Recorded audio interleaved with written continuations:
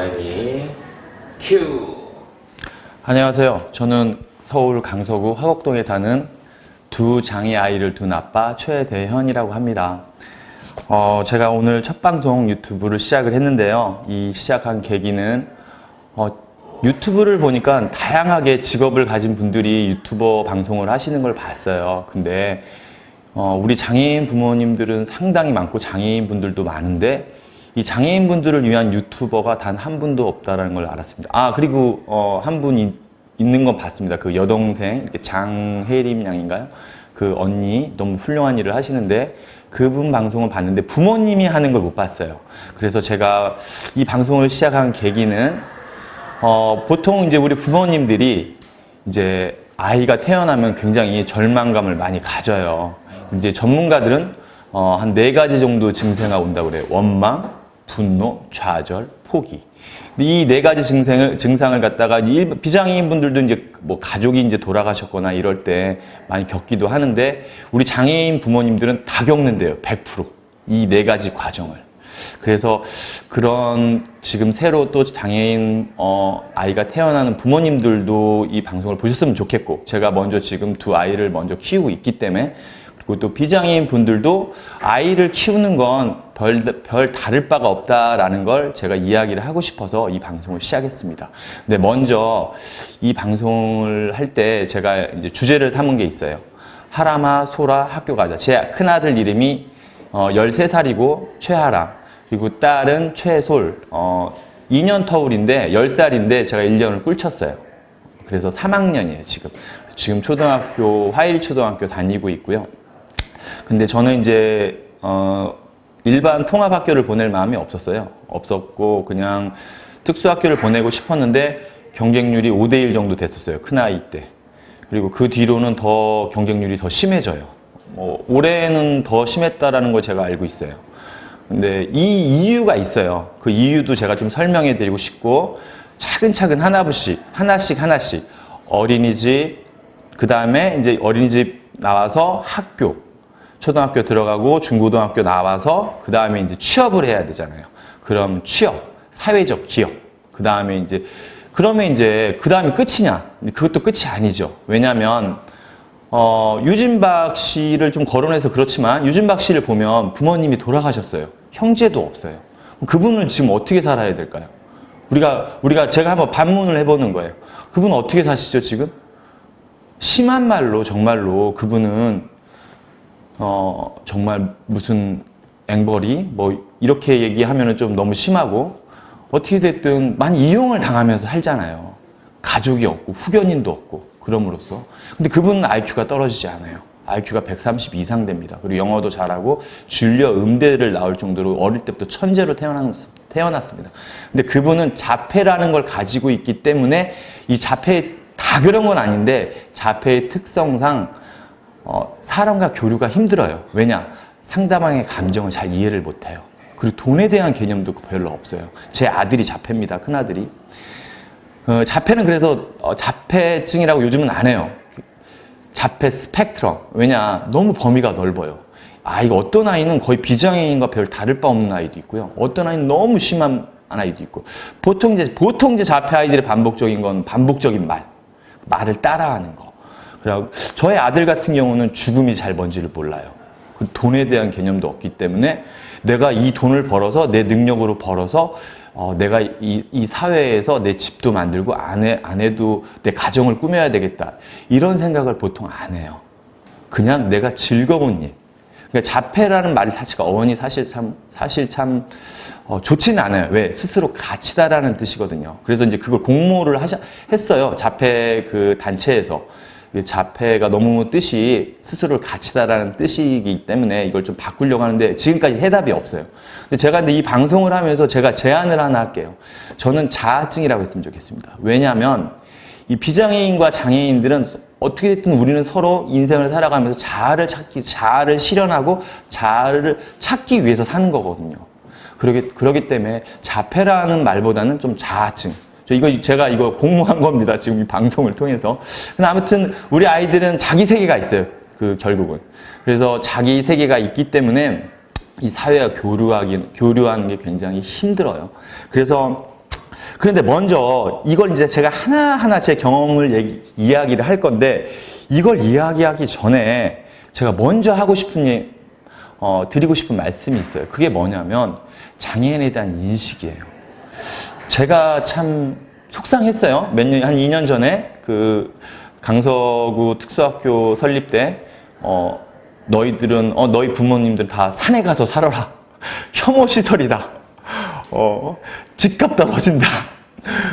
그 온갖 갖은 욕설과, 엄마 무릎 꿇고, 아빠 큰절하고, 정말 그렇게, 그런 모습을 보셨어요. 전 국민이요. 근데 사실 왜 이렇게 장애인 인식이 안 좋을까? 이 생각을 제가 해봤어요. 우리나라는 여러분들도 아시지만 특히나 장애인 인식이 안 좋아요. 서양 유럽에 비해서는. 왜냐하면 서양 유럽에 비해서는요, 뭐, 얼굴 생김새가 이상하게 생겼다거나, 저 아이가 좀 뭐, 버스를 타거나 지하철을 타서 특이한 행동을 했다고 해서 그걸 유심히 보지 않아요. 뚫어지게 이렇게 쳐다보지 않아요. 그냥, 그러려니. 왜? 어릴 때부터 이 장애인들의 인식이 좋아요. 왜냐하면 같이 교육을 받거든요. 특수교사 선생님이 어릴 때 학교에 같이 수업을 해요. 같이 들어가서 아이들과, 비장애인 아이들과 또 장애인 아이와 같이 이렇게 어우러지는 그걸 만들어줘요. 그냥 이렇게 교육을 해요. 너희와 다른 점은 조금 불편할 뿐이야 라는 인식을 심어줘요. 그리고 그 장애인 아이들한테 배려라는 걸 가르쳐줘요. 그래서 그 아이들이 성품이, 인성 자체가 따뜻해져요. 그래서 그게 그렇게 크게 생각하지 않아요, 서양. 근데 우리나라는 왜 유독히도 이렇게 장애인 인식이 안 좋을까? 이런 생각을, 그게 먼저일 것 같아서, 지금 물론 이제 학교, 어린이집, 사회적 기업, 시설, 참 중요하죠. 이 부모님들이 다 돌아가시면 결국은 유진박 같은 경우 어디 있어야 되겠어요? 시설 가야 돼요. 어떤 분은 시설이 이상에 다 없어져야 되고 형제나 가족이 돌봐줘야 된다고 하는데, 제가 유진박 씨 유일하게 알고 있는 거는 이모 한 분 계세요, 미국에. 근데 그분 가족은요, 남편은, 그 자식은, 그 유진박 씨 하나를 위해서 다 희생해야 되는데 그게 가능할까요? 지금 이렇게 저희 한 가정도 이렇게 지금 각박하게 먹고 살기 힘든 가정들이 많은데 쉽지가 않은 거예요. 그래서 시설도 반드시 필요한 겁니다. 그래서 스웨덴 같은 경우 그런 얘기를 하세요. 다 없어졌다. 시설이 없어지고 전부 다 가정에서 키운다. 이렇게 얘기를 하는데 그거 잘못된 상식입니다. 그거 아닙니다. 스웨덴은 1960년대부터 시설이라는 걸 만들었어요. 근데 국가가, 민간이 아닌 100% 국가가 관리를 했어요. 그러다가 요즘에 와서 하다 보니까 그냥 정신병원 같은 거예요. 애들이 너무 적막한 거예요. 이렇게 하면 이게 과연 스웨덴에서는 이제 그래서 정책을 바꾼 거예요.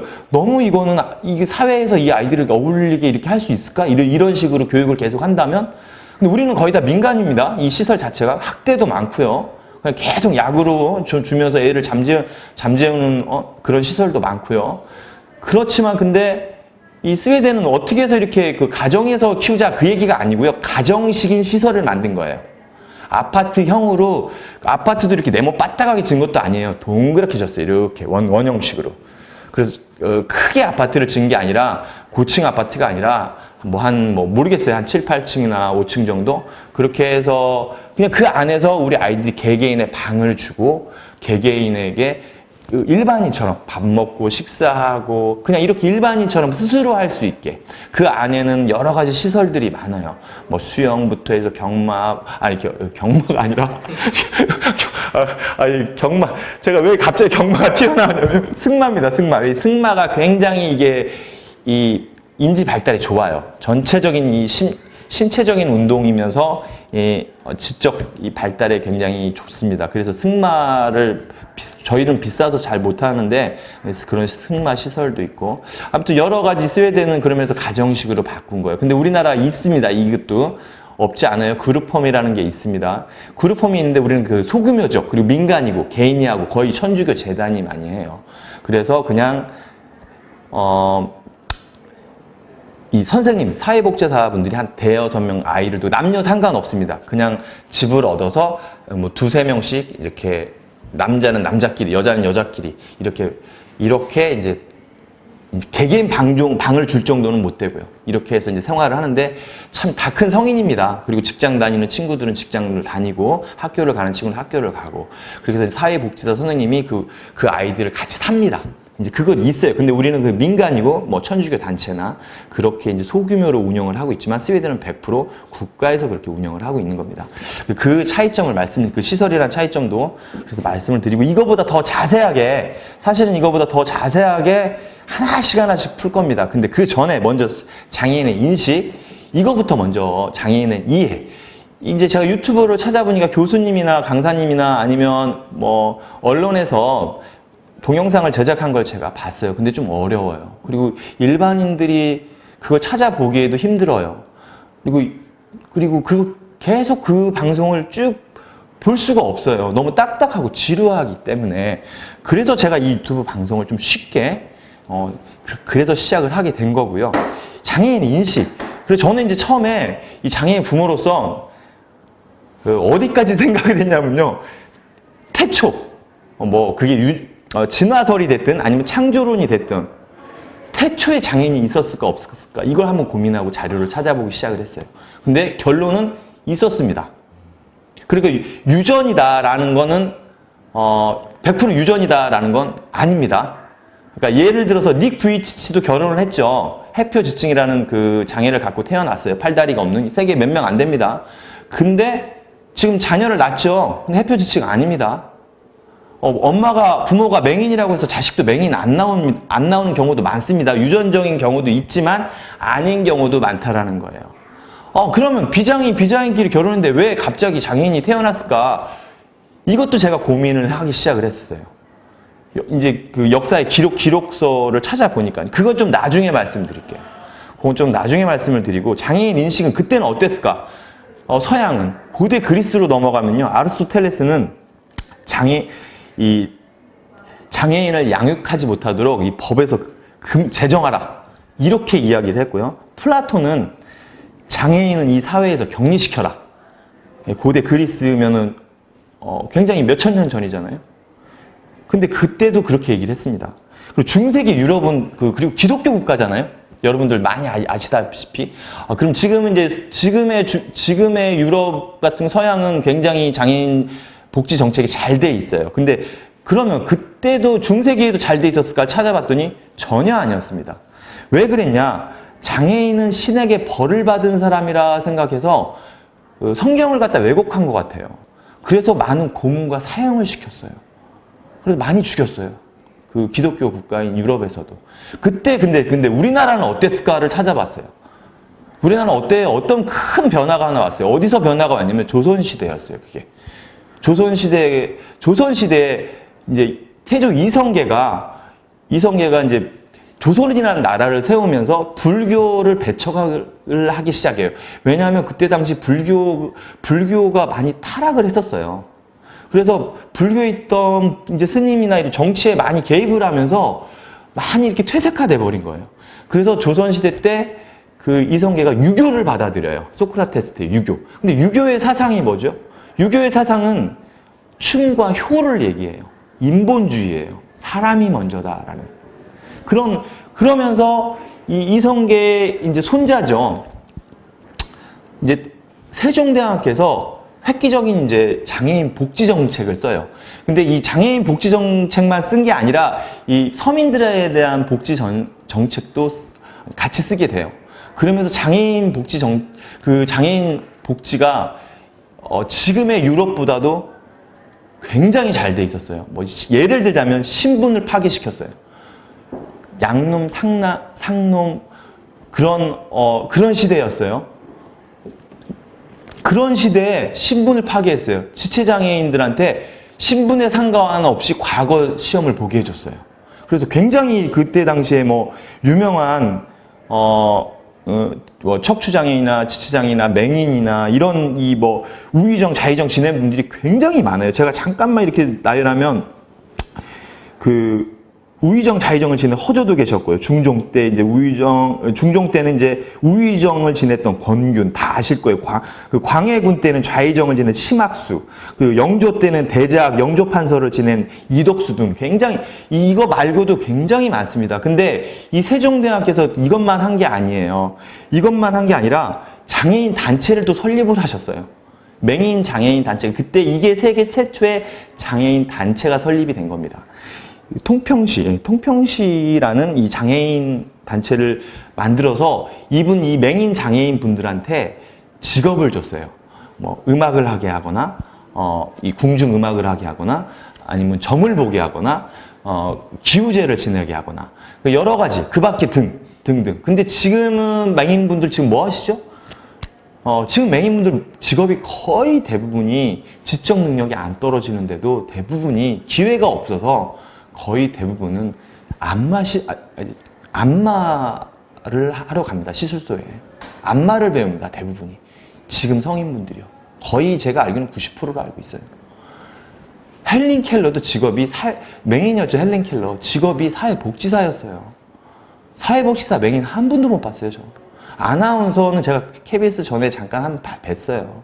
근데 더 많아져야죠. 왜? 지적 능력이 안 떨어지는데. 얼마든지 인포메이션도 할 수 있잖아요. 뭐 호텔이든 어디든. 근데 그렇게 안 되잖아요, 지금. 정말 이거는 뭐냐면 우리가 장애인에 대한 인식이 너무 이 사람들은 아무것도 못해. 왜? 생산 능력과 노동력이 없다라고 생각을 하세요. 그렇지 않습니다. 저희 아이들도 각자 나름대로의 다 나름대로의 음악을 좋아하는 친구, 미술을 좋아하는 친구, 뭐 공부하는 거 좋아하는 친구. 물론 우리 비장애인 정도는 아니지만 다 각자 그걸 갖고 태어나요. 어떤 부분은 비장애인보다 훨씬 뛰어난 부분도 많이 있고요. 그렇기 때문에 이 부분을 갖다 왜 이렇게 사회적 인식이 안 좋았을까 이렇게 생각을 하다가 이제 우리 역사까지 들어가 본 거예요. 가까운 이 조선왕조 500년에 그러면 이 조선왕조 500년에 이게 세종대왕 때하고 그쳤을까? 아닙니다. 이게 일제 강점기까지 이어졌어요. 강점기 전까지. 그러니까 고종 때, 순종 때까지 이어진 거예요. 고종 때까지. 그러니까 얼마나 이 찬란한 역사를 갖다가 500년간 유지를 시켰냐라는 거죠. 이걸 유지시킨다는 게 장애인 아무리 복지 정책이 좋을지라도 이걸 유지한다는 게 힘든 건데 끝까지 유지를 한 거예요. 일제 강점기 그 침략이 없었고 자본주의가 들어오지 않았다면은 계속 지금까지도 유지가 될 수 있었다라는 거죠. 이 부분도 이제 제가 지금 사실 지금 방송국에서 지금 방송을 지금 촬영을 하고 있어 시간이 저한테 주어진 시간이 사실 많지가 않습니다. 15분 정도, 첫 방인데 15분 정도뿐이 안 주어졌어요. 그래서 이 다음에 통평시가 아니라 명통시 그 장애인 단체, 예, 좀 이제 세종대왕 때 그 얼마나 또 그 더 많은 장애인 정책을 군 면제 시켜주고 세금 면제 시켜주고 그리고 이제 이 마을 공동체에서 이제 돌보게 해주고 이러면 또 상도 주고 했었어요. 그 다음 시간에 제가 자세하게 우리 역사, 우리나라가 이 장애인 인식에 대해서 어땠는지, 우리나라는 정말 긍지를 가질 만한 우리는 그런 민족이에요. 장애인 복지가 세계에서 최고였고, 또 장애인 정책을 세계에서 최고로 잘 펼쳤었고, 태계 이황 선생님께서도 지적 장애인 아내를 두셨어요. 근데 우리 장애인 비장애인 결혼하기 힘듭니다. 근데 그 당시에는 그런 게 상관없이 그때 당시에는 우리 조선 시대에는 그냥 굉장히 그냥 한 몸이 불편한 정도? 이 정도로만 생각을 하셔서 많은 이제 백성들도 그렇게 생각을 하셨어요. 그래서 서로 어우러지면서 사는 세상이었거든요. 좀 더 이 조선시대 때 이 장애인 정책이 어땠는지는 다음 시간에 또 말씀드리겠습니다. 너무 좋은데.